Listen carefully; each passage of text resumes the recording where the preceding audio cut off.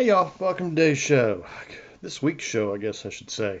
We are continuing our series on growing medicinal herbs, focusing on the culinary herbs that you can grow in any garden or in flower pots, on a balcony, in a windowsill, even if you're in a POA or an HOA. These you can grow, and they're actually very powerfully medicinal. And we're going to start today. And as always, all this information comes from my book, Growing Your Survival Herb Garden for Preppers, Homesteaders, Permaculture People, and Everyone Else. Please buy my books. Remember, my books make fantastic Christmas gifts. Speaking of which, I also do wood carving and basket weaving. If you haven't checked it out yet, you'll see it in the show notes for the show. But my site for that is judsoncarrollwoodcraft.substack.com. And I carve a lot of kitchenware, spoons, ladles. I got a beautiful scoop that I put up today that I carved out of birch. And it's really pretty. I enjoy wood carving and I enjoy basket weaving. I've got one basket on the site for sale right now. It's a pine needle basket. They take a long time to make, and they're really well. It takes at least the basket, even though it's not a very large basket, it took 6 hours to weave, and that does not include, harvesting the materials, processing the materials, etc. So if you're looking for some good gifts for folks, handmade, unique heirlooms that could be passed down for generations, check out my site, judsoncarrollwoodcraft.substack.com. Each one is completely unique and handmade, and I sent a card signed with a number and a date. So you know, this stuff's actually pretty collectible. So check it out. If you like it, and I'm sure it would be a gift someone would appreciate. So let's get into the herbs. The one we're going to start with today is rosemary. Yes, one of the most common culinary herbs. Rosemary goes in everything. It's widely used in Italian cooking and French cooking. Even the English, who aren't known to use a lot of herbs in their cooking, use parsley, sage, rosemary, and thyme, as the old song goes. Really delicious. My favorite way to use rosemary is probably in focaccia bread. Make a big loaf of sourdough focaccia bread, just plenty of rosemary in there. Then I'll take some olive oil, crush up some garlic, put it in there, a little bit of hot pepper, a little more rosemary, a little oregano, a little basil, maybe a little thyme, Mix it together, let it steep for a few minutes, and then just pull up a big chunk of that hot focaccia bread and dip it in there. That's fantastic. Absolutely fantastic. One of my favorite things there is, one of my favorite things on earth is homemade focaccia bread straight from the oven, dipped in an herbed olive oil. My word. Yeah, that's really good. Give me a glass of wine and a big loaf of focaccia bread, some oil, maybe a little salami, or I'm set. Some olives? Yeah, I can have some olives with that, Some cheese. Definitely. Now my mouth's watering, so let me move on before I start drooling all over the place, because honestly, I love that kind of stuff. All right, so rosemary, while generally thought of as simply a culinary herb, is powerfully medicinal. It has a fascinating history of use, and it's very important to have on hand during cold, flu, COVID season, etc. Isn't it amazing we now have a COVID season? Just 3 years ago, the thing didn't exist until a lab in Wuhan decided to make it. Yeah, there's a controversial opinion. That got me banned from Facebook when I said that before anyone else said it, basically. I don't think anybody else had really said it. President Trump hadn't said it yet. I said it on Facebook, and suddenly thousands of people started calling me racist, and I was kicked off. Same thing happened on YouTube. I mean, crazy, crazy, crazy stuff. Well, now we know it to be, I'm going to call it true. I believe it's true, and I think most people would say there's like a 95, 99% chance that it's true, but we still can't say it thanks to, liberal bias and censorship. These even on Twitter, Elon Musk kowtows to his masters in China. He has no business. He has no Tesla without China. Yeah, free speech, right? Anyway, the history of rosemary Goes back as long as mankind has recorded history. I mean, honestly. In fact, it's been used in apothecaries and kitchens since at least 5000 BC. That's when it was first mentioned on engraved, what they call cuneiform stone tablets, I think from Samaria. Probably used for thousands of years before then. But this is an herb whose recorded use, the recorded use of which, I guess I should say, goes back to at least 5000 BC. It was used in the burial rites of ancient Europe, of ancient Egypt. It was written about by Pliny the Elder and Dioscorides in ancient Greece. The history of the herb is remarkable. Modern use is well summed up by Plants for a Future. It says, rosemary is commonly grown in the herb garden as a domestic remedy, used especially as a tonic and pick-me-up when feeling depressed, mentally tired, nervous, etc. Research has shown that the plant is rich in volatile oils, flavonoids, and phenolic acids, which are strongly antiseptic and anti-inflammatory. Rosmarinic acid has potential in the treatment of toxic shock syndrome, whilst the flavonoid, they say whilst because they're English, they like to say that. I don't think, I've never actually heard an English person say whilst unless they're in a Shakespearean play or something, but they do love to write it. I don't know.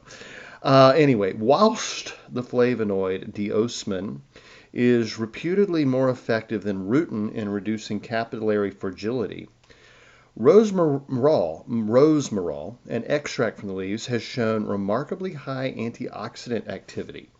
The whole plant is antiseptic, antispasmodic, aromatic, astringent, cardiac, meaning it's basically good for chest complaints, carminative, cholagogue, diaphoretic, emmenagogue, means it brings on menses.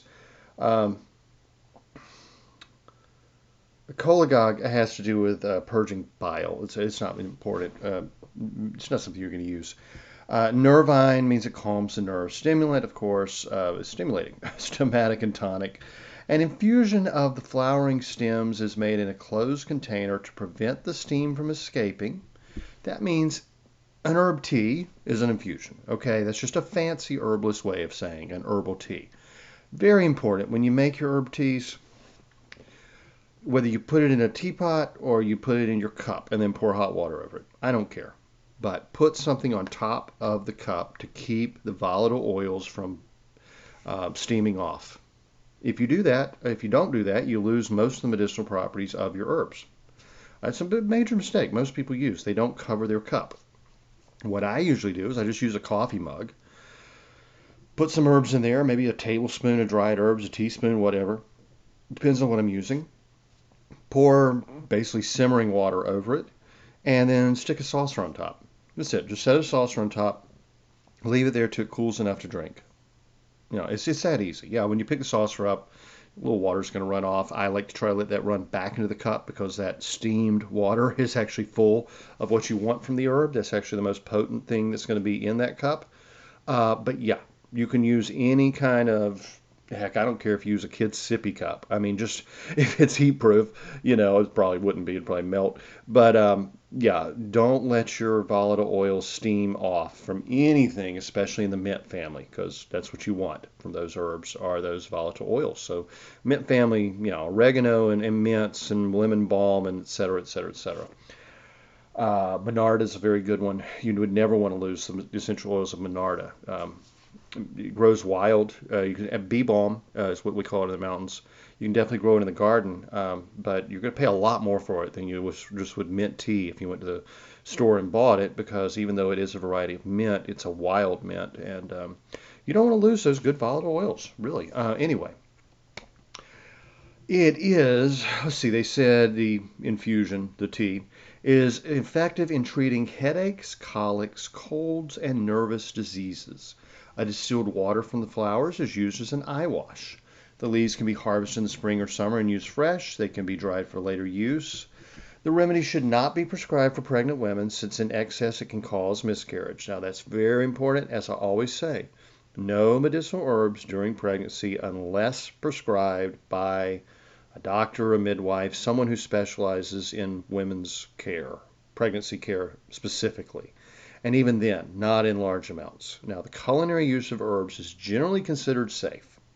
What we're talking is medicinal dosages, but I don't recommend any herbs during pregnancy. I'm not an expert in women's issues, and I don't claim to be. I do know that anything, even onions, a huge amount. I mean, you'd have to eat like, I don't know, 10 pounds of onions, could cause problems if you were pregnant. I mean, I don't even think a pregnant woman should eat a whole onion. I mean, just one onion could probably do some damage, actually. But some onions in your soup, some onions in your sandwich or salad, not going to hurt you, probably. But again, disclaimer: I'm not giving any medical advice.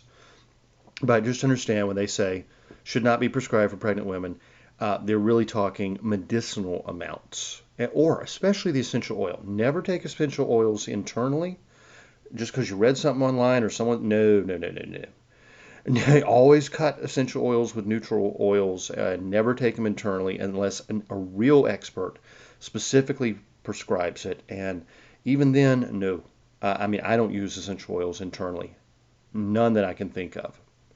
Oh, once, sometimes I will get oregano oil in capsules um, as an antibiotic, but it burns the stomach. So, I mean, but seriously, don't ever use the essential oil internally unless if you're pregnant. If you're pregnant, definitely do not. Don't even touch it. The oil is let's see. The essential oil distilled from the stems is often used medicinally, but distilled from the flowering tops is superior, but often not available. The oil is applied externally as a rubefacient and added to liniments. Rubefacient just means it warms and reddens the skin. Like a lot of things you rub on arthritic joints. Tiger balm. If you ever done martial arts, boy, when I did kung fu, we had that tiger balm in hand all the time. Anyway, it can be rubbed into the temples to treat headaches and used internally as a stomatic and nervine. Essential oil is used in aromatherapy. The key word is stimulant. Now, how to grow it. Rosemary is perennial in hot climates. It's not perennial where I live. I grow it as an annual in flower pots because it doesn't like my soil and it doesn't like my climate. But, it can be a perennial if you live like a Mediterranean climate where it comes from, Otherwise, use it as an annual and or grow it in pots and take it in if you've got a sunny window. Yeah, a sunny window sill is what I'm trying to say. I live on a northwest slope. I do not have basically any sunlight in the house in the wintertime. I basically live in a very dark, cold place, which if I had it to do over again, I would have totally checked the sun angle before buying this property. But anyway, you live and learn, right? Rosemary is easiest to grow from cuttings taken from an existing plant. It is very difficult to grow from seed and hardly worth the effort. I've tried. I have never been successful in growing rosemary from seed, and I have tried and tried and tried. But you can go get a plant every spring from a garden center or a grocery store. Around here we have Lowe's grocery store, and they have potted culinary herbs that come out every spring, and you can get one and bring it home, stick it in your windowsill. You get some rosemary. Take a cutting, stick it in some soil, and it'll root and become another plant. It's great. The plants usually sell for about the same as a packet of seeds, so there's really no reason not to. I mean, if I went down to Lowe's, what would I pay? Somewhere between $3 and $5 for a plant, and a packet of seeds is going to cost me $3.50, $4. So definitely not worth trying to grow it from seeds if you have the option. Rosemary likes full sun and not too much water. Its natural climate is hot and dry. It forms plants that can grow up to 3 feet tall in ideal conditions. I don't have ideal conditions. I've never had a rosemary get more than about a foot tall in a flower pot. But yeah, it can actually be rather large.